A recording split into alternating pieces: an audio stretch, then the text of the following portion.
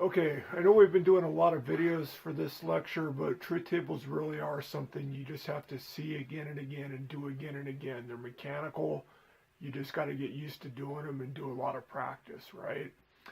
We're going to demonstrate one last concept, and that's truth functional equivalency.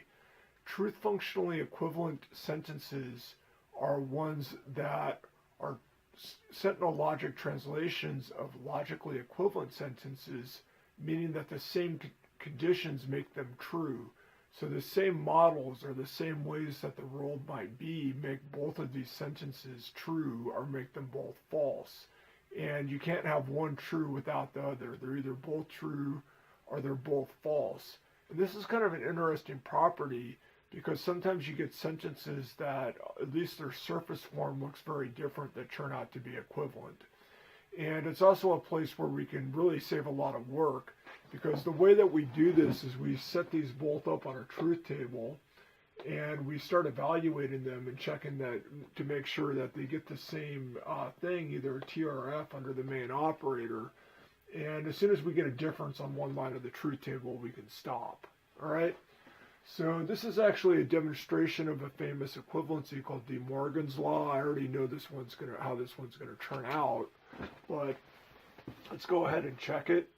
So we know what conjunction looks like. Remember, it's true only on the first line, and that's going to flip everywhere on every line because of this negation. So it's going to be false here and true on these other three lines, and then we don't need this. All right, now what about this?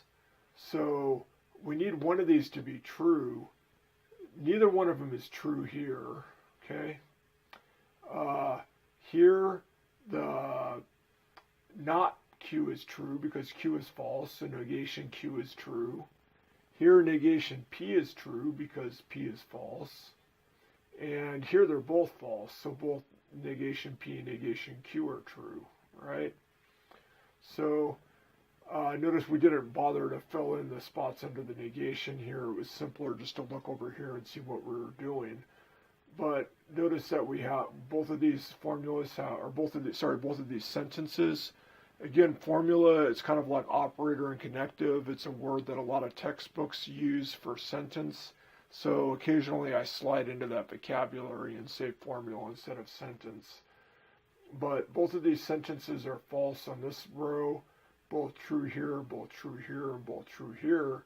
So it is the case that these are both logically equivalent to one another, right? They're truth functionally equivalent. They're true or false on exactly the same rows of the truth table.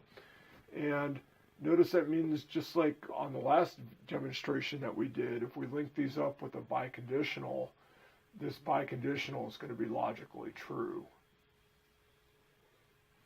All right?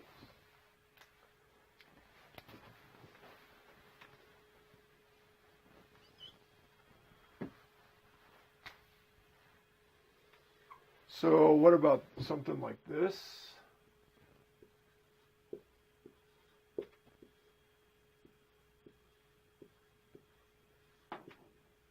How about that? Do you think these are logically equivalent?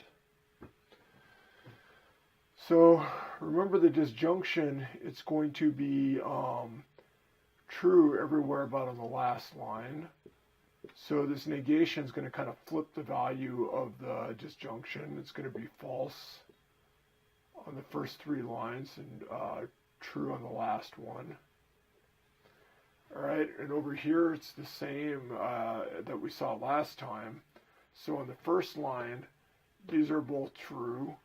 So not P and not Q are both going to be false.